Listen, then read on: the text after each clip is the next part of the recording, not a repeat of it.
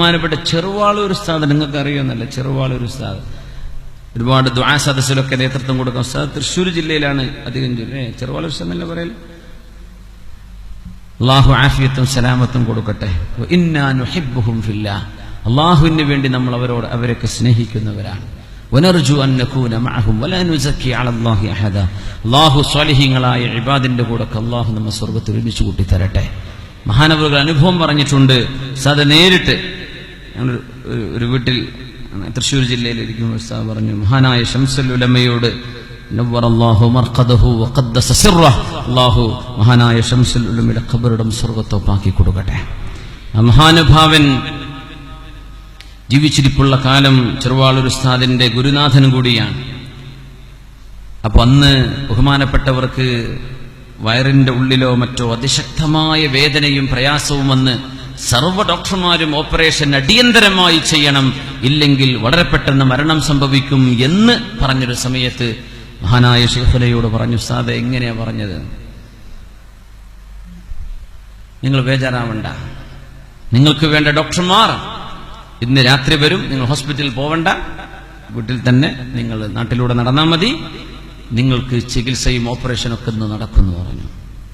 ചെറുവാളൂർ ഉസ്താദ് സ്വന്തം അനുഭവം അത് എഴുതി വെച്ചു. ഞാൻ ഉസ്താദിന് പറഞ്ഞു, ഉസ്താദ് നിങ്ങൾ എന്തായാലും ഈ അനുഭവങ്ങളൊക്കെ ഒരു പുസ്തകമായിട്ട് ഇറക്കണം എന്ന് പറഞ്ഞു. ചെറിയൊരു ബുക്കിലിട്ട് ഉസ്താദ് എഴുതിയിട്ടുണ്ട്. വലിയ ഒരു അനുഭവ കഥ ബഹുമാനപ്പെട്ടവർ എഴുതിക്കൊണ്ടിരിക്കാൻ. അല്ലാഹു ആഫിയത്തും സലാമത്തും കൊടുക്കട്ടെ.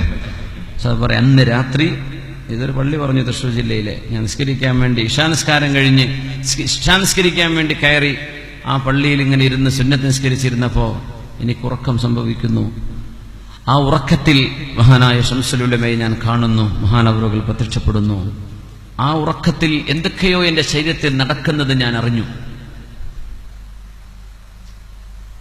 രാവിലെ ഹോസ്പിറ്റലിൽ പോയി ചെക്കപ്പിന് വേണ്ടി പോവുക, അടിയന്തരമായി ഡോക്ടറെ കാണണമെന്നാ പറഞ്ഞത്, അടിയന്തരമായി നിങ്ങൾ ഓപ്പറേഷന് വിധേയമാവണമെന്ന് പറയാ. ചെന്ന് നോക്കുമ്പോ ഒന്നുമില്ല, ഒരു കുഴപ്പമില്ല. ഉസ്താദ് പറഞ്ഞു, ഇന്നും ആ സംഭവം കഴിഞ്ഞ് 10-30 കൊല്ലം കഴിഞ്ഞു, ഞാൻ ഇതാ സ്വസ്ഥമായിട്ട് ജീവിക്കുന്നു. ആ ഒരു അസുഖമേ എന്റെ ശരീരത്തിൽ പിന്നെ ഉണ്ടായിട്ടില്ല.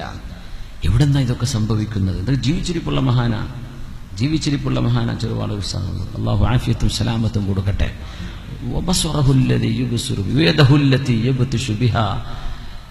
ചില ആളുകൾക്ക് അള്ളാഹു നൽകുന്ന അഭൗതികമായ ഈ കഴിവുകൾക്കാണ് കറാമത്തുകൾ എന്ന് പറയുന്നത്. അംബിയാഇന് സംഭവിക്കുമ്പോൾ മുഅ്ജിസത്ത് എന്ന് പറയും.